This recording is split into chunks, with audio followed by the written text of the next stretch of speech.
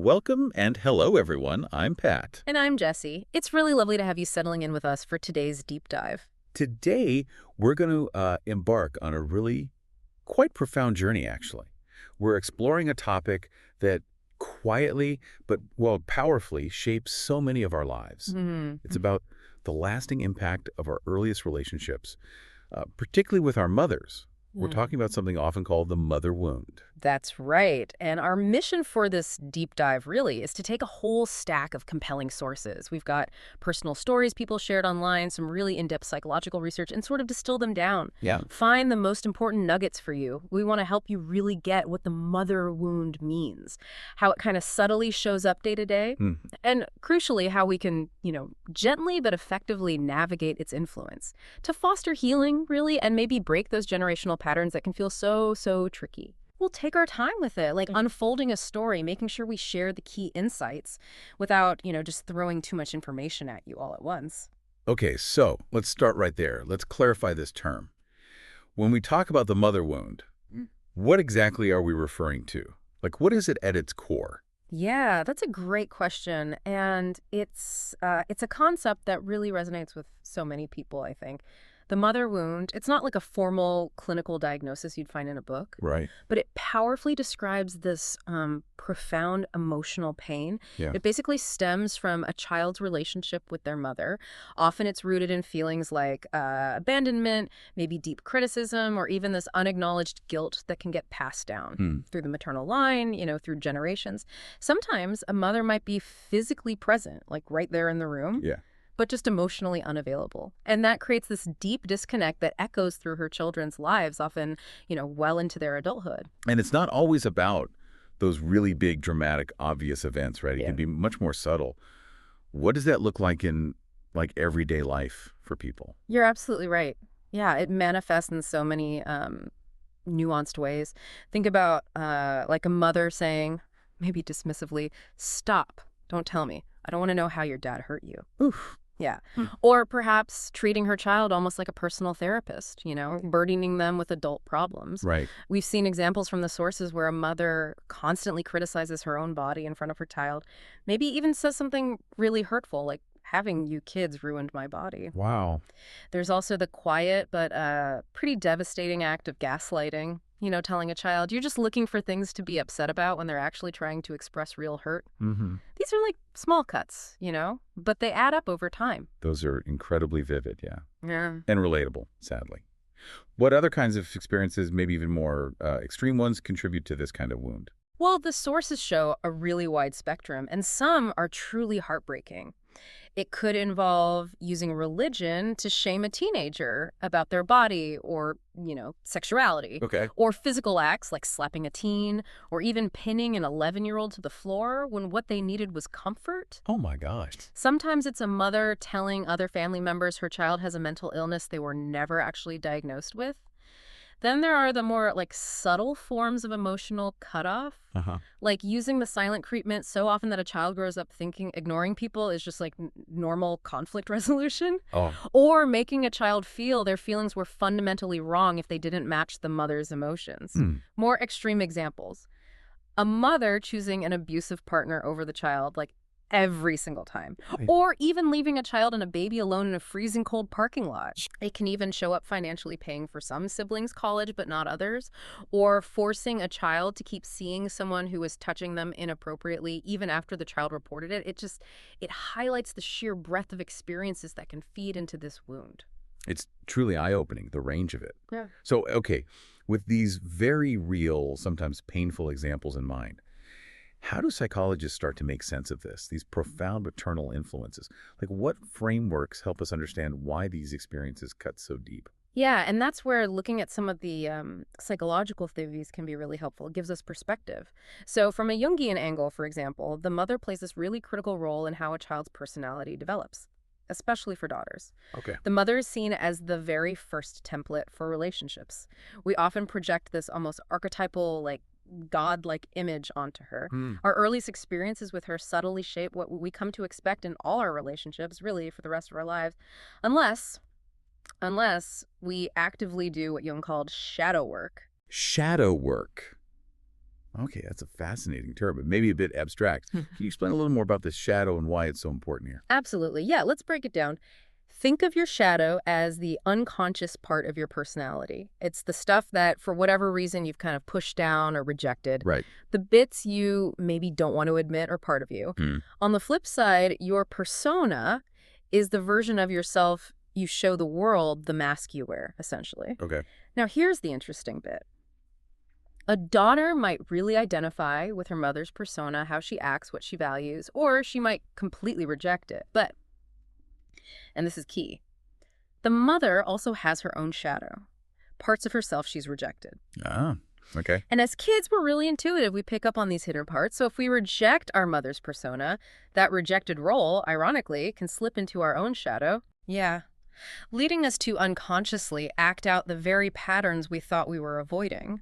This can also feed into what's often called mother guilt. Not the mother feeling guilty, but the deep sense of inadequacy we carry if we feel we haven't met our mother's expectations or society's expectations reflected through her. Right. It really shows how the you think you are isn't always just naturally you. It's often built up from these incredibly early experiences. That makes a lot of sense. Yeah. It's like we're trying to figure out these inherited bits versus who we really are. So how does this connect to our basic sense of security?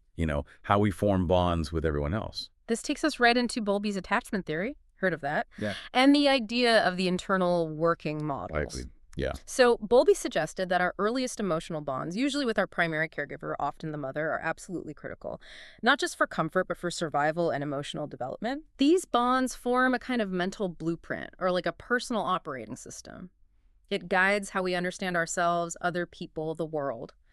Ideally, a caregiver provides a secure base, that feeling of safety that lets a child explore confidently, and a safe haven, a reliable place to go for comfort when they're distressed. This first relationship becomes the prototype, the model for all future connections. So if that primary bond gets disrupted or it's just not adequate somehow, Yeah. the implications could be pretty significant then. Absolutely. Bowlby's early idea, the maternal deprivation hypothesis, suggested that ongoing disruption could lead to long-term problems intellectually, socially, emotionally. Now, early research sometimes pointed to quite extreme outcomes. Right. But later work, like from Michael Rutter, added more nuance. For instance, distinguishing between deprivation, which is losing an attachment you had, and privation, which is failing to form any attachment in the first place. Okay. And privation often seems to be more damaging. But it's also really important to remember things like a child's own temperament and the quality of any alternative care they get can make a big difference. It is not always set in stone. Exactly. The effects aren't necessarily irreversible, but the core message, it remains incredibly important. Those early relationships are just pivotal in shaping who we become. That's a powerful foundation. Yeah. Okay, so fast forward. What does all this mean for us as adults? How do these early experiences with our mothers actually shape our current relationships, our friendships, our romantic partnerships, and even our core sense of self, like decades later? Yeah. If we zoom out a bit, connect the dots. These early experiences can have a huge impact on how we relate to others, especially romantically. There was this qualitative study looking at adult children of narcissistic parents. Okay. And it found really specific challenges in their current romantic lives. Things like struggles managing their own emotions, patterns in who they choose as partners. And even the parents still being really intrusive in their adult relationships. It really highlights how those early dynamics set expectations unconsciously about long-term partnership. Sometimes partners even hesitated to get married because of the ongoing issues with the, narcissistic parents. Wow. That sounds like it could easily spiral into patterns like codependency, which seems to be a word a lot of people are grappling with. Exactly. Yeah, codependency is this really interesting, often tough dynamic. It's where one person, or maybe both in a relationship, rely on the other for their happiness or sense of worth, often in an unhealthy, kind of enmushed way. And it's often a generational pattern. Like someone might have grown up automatically relying on their mother for constant reassurance about everything, or maybe unconsciously tied their own happiness to how their mother was feeling, sort of absorbing her emotions. Right. And then that cycle, that blueprint just repeats itself almost exactly in their adult romantic relationships. And what about just our sense of self, our identity? How deep does the mother wound go there? Oh, the impact here is profound, really deep. The mother wound can sadly lead to this diminished sense of self-worth, just a persistent feeling of inadequacy, like you're never quite good enough. Hmm. There's often this overwhelming need for external validation, constantly looking for approval from others because you maybe didn't get that solid foundation early on. Yeah. It can also show up as real difficulty trusting people, especially other women, maybe because of past hurts or betrayals. People might also struggle intensely with emotional regulation, either being super reactive to triggers Okay. or the opposite, completely suppressing emotions, maybe believing their feelings are just a burden or wrong. It also deeply impacts our ability to set and keep healthy personal boundaries. How so? Well, we might have boundaries that are way too flexible, bending over backward because of a deep need to please, or the opposite again, really rigid boundaries, pushing everyone away because of a fear of rejection or intimacy. People might often feel like they're just constantly on the periphery, sort of isolated, or always questioning if their own thoughts and feelings are even valid. That paints such a challenging picture of how deeply rooted these patterns can become. Yeah. And it brings us back to that idea of a cycle, something inherited. Mm-hmm. Can you maybe clarify what generational patterns really means in this context and why spotting them is so important? Yeah, generational patterns, essentially, they're inherited ways of thinking, core beliefs, emotional reactions, even coping strategies that get passed down through families, sometimes for generations, often without anyone even realizing it. Right. It's not really about, like, blaming family or breaking families apart. It's more about understanding how our childhood experiences and our family sort of operating system shaped our adult lives and relationships. Okay. These patterns can influence pretty much everything: our money habits, our spiritual beliefs, how we communicate, the gender roles we unconsciously adopt, even what triggers our fight or flight response. Oh, right. Recognizing them, that is truly the first and probably the most powerful step. Why is it so powerful? Because it helped us understand what we're carrying and why we behave certain ways. These patterns often become parts of our identity that we just assume are us, when in fact they were learned, they were inherited. Yeah. Okay, it's a lot to take in. Yeah. And it definitely paints a challenging picture of how deep these influences run. But like you said, awareness, just seeing it, is the first vital step towards change. So now that we kind of understand these patterns and their impact, how do we actually move from understanding to healing? How do we actively break the cycle for ourselves and maybe for the next generation? Right, and that's the empowering part, really. The good news is that healing is absolutely, definitely possible. And it's so crucial, not just for your own peace, but for reclaiming your personal power and stopping these negative cycles from just repeating. Okay. The first, most vital step, as you said, is self-awareness. It means making a conscious effort. And yeah, sometimes it's painful to honestly look at your upbringing, identify those inherited patterns, and really understand how they're playing out in your life today. It involves asking yourself some pretty powerful questions like, whose actions, whose beliefs, whose choices am I actually performing here? Did I consciously choose them, or did I just inherit them? Right. It also means acknowledging the pain. Recognizing that, yeah, your mother probably did the best she could given her background, her culture, her own wounds. But you are not condemned to repeat her patterns. Okay. It's ultimately about taking full responsibility for your own life. And that's not about blame, not at all. It's about taking back the controls. What specific therapeutic approaches or ways of working are particularly helpful for this kind of deep work? It sounds like it goes pretty deep. It does. And there are several really powerful approaches. Psychotherapy just generally provides that safe space to identify, process, maybe even mourn past hurts or abuse. It offers a way to really understand how these patterns started and how to stop them repeating. A really fascinating approach that's getting a lot of attention is internal family systems, or IFS. IFS. Yeah. It's a non-pathologizing therapy. It sees us as being made up of different parts. Maybe you have a critic part or a people pleaser part or a not good enough part. Each part has its own role, its own beliefs, sometimes carries old burdens. Interesting. The goal in IFS is to get to know these parts, understand them, and help them release those burdens, unburden them, so that your core compassionate self, with a capital S, can lead your life in healthier, more conscious ways. Healing in IFS doesn't mean triggers vanish entirely. Right. But you gain the ability, the capacity to work through them effectively with self-compassion when they do come up. Are there approaches that focus specifically on the mother-child dynamic itself? Maybe especially in the early stages, helping new moms break cycles? Absolutely. Yeah, for instance, there's something called the mother-infant therapy group model. It's often used for things like postpartum depression, and it's a great example of a family-centered approach. Okay. It addresses a mother's depressive symptoms, but it does it within the context of her key relationships with her baby, her partner, even her own family she grew up in. Oh, holistic. Exactly. The model aims to reduce the depression, yes, but also directly address the mother's own experiences of being parented, reduce her isolation, and strengthen the whole family system. And studies show it works. Mothers in these groups report fewer depressive symptoms, they see their babies as more rewarding, they feel more connected, That's great. and they show more positive communication with them. It really highlights this crucial point.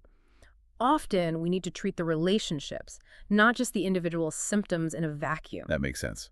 So beyond formal therapy, which sounds incredibly valuable, are there things we can do ourselves, like daily personal practices to help navigate these challenges in everyday life? Yes, definitely. Several practices can make a huge difference day to day.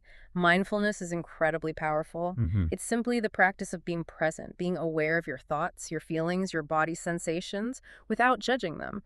For mothers specifically, it helps them really tune into their child's needs as they change and grow. And it helps them tolerate intense emotional states, their own and their child's, fostering better emotional regulation and a more secure attachment. Instead of just reacting unconsciously based on old patterns, mindfulness helps you respond thoughtfully, adaptively. Right. Setting healthy boundaries is another crucial one, especially vital if there are codependent patterns. Yeah. This involves learning to emotionally detach a bit from other people's feelings, focusing on what you can actually control.